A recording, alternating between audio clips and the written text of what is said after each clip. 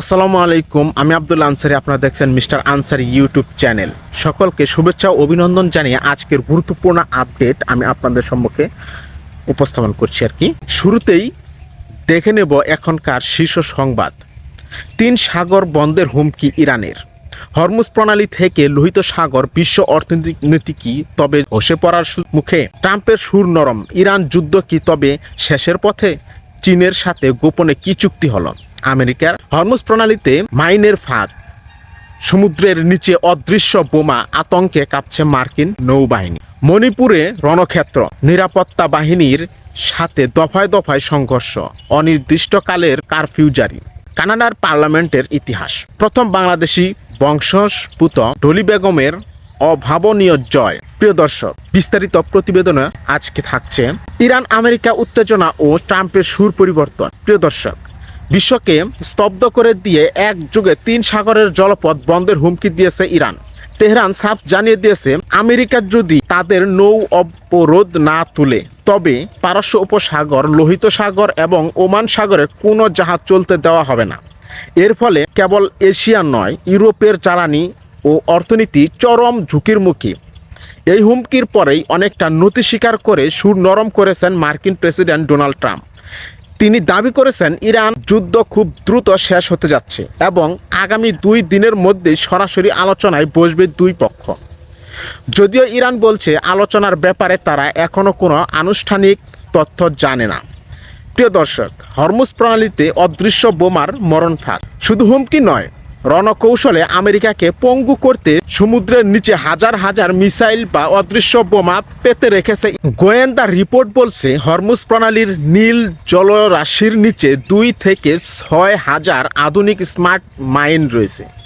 মার্কিন নৌবাহিনী এগুলো সরানোর ঘোষণা দিলেও বাস্তবে তাদের সক্ষমতা নিয়ে বড় প্রশ্ন উঠেছে। কারণ এই মুহূর্তে আমেরিকার হাতে পর্যাপ্ত মাইন সুইপিং সরঞ্জাম নেই। ফলে ইরানের এই মনস্তাত্ত্বিক যুদ্ধে কার্যত কোণঠাসা হয়ে পড়েছে আমেরিকা। প্রিয় দর্শক, আন্তর্জাতিক আপডেট। ইউরোপের নতুন জোট ও ডলি বেগমের ইতিহাস। এদিকে ট্রাম্পের উপর ক্ষুব্ধ হয়ে যুক্তরাষ্ট্রকে বাদ দিয়েই নতুন জোট গড়ছে ইউরোপীয় দেশগুলো।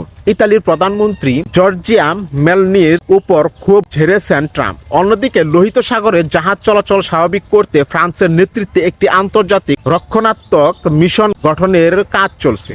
তবে এই উত্তেজনার মাঝেও প্রবাসীদের জন্য গর্বের খবর নিয়ে এসেছেন বাংলাদেশি বংশোদ্ভূত ডলি বেগম। কানাডার ফেডারেল উপনির্বাচনে বিপুল ব্যবধানে জয়ী হয়ে তিনি ইতিহাস গড়েছেন। মৌলভীবাজার থেকে অটোয়ার পার্লামেন্ট, তার এই দীর্ঘ সংগ্রামী যাত্রা এখন বিশ্বজুড়ে প্রশংসিত। প্রিয় দর্শক, অশান্ত ভারতের মণিপুর। প্রতিবেশী দেশ ভারতের মণিপুর আবারও অশান্ত। বোমা বিস্ফোরণে 2 শিশুর নিহতের ঘটনায় উত্তাল হয়ে উঠেছে বিষ্ণুপুর জেলা। নিরাপত্তা বাহিনীর সাথে দফায় দফায় সংঘর্ষে অন্তত 18 জন আহত হয়েছেন। পরিস্থিতি নিয়ন্ত্রণে আনতে জারি করা হয়েছে অনির্দিষ্টকালের জন্য কারফিউ। গুজব ছড়ানো রুখতে প্রশাসন কঠোর অবস্থানে থাকলেও জনমনে আতঙ্ক কাটছেই না। আন্দামান সাগরে ট্রলার ডুবির ও ছোট ইউজার গল্প। প্রিয় দর্শক, পরিশেষে জানাবো কিছু করুণ ও বিচিত্র খবর। টেকনাফ থেকে মালয়েশিয়ায় যাওয়ার পথে আন্দামান সাগরে রোহিঙ্গা ও বাংলাদেশি বোঝায় একটি ট্রলার ডুবে গেছে। এতে প্রায় 250 জন নিখোঁজ রয়েছেন বলে জানিয়েছে জাতিসংঘ।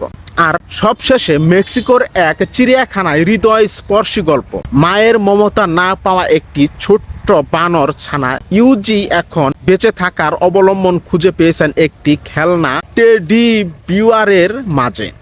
মায়ের উষ্ণতা না পেলেও মানুষের ভালোবাসা আর কৃত্রিম বন্ধুর সঙ্গ নিয়ে জীবনের কঠিন পথ পাড়ি দিচ্ছে এই ছোট্ট প্রাণীটি। এই ছিল এখনকার মতো সর্বশেষ সংবাদ। দেশ বিদেশের গুরুত্বপূর্ণ সব আপডেট সবার আগে পেতে আমাদের চ্যানেলটি সাবস্ক্রাইব করে সাথেই থাকুন। দেখা হবে পরবর্তী আপডেটে। সে পর্যন্ত ভালো থাকুন, সুস্থ থাকুন। আসসালামু আলাইকুম।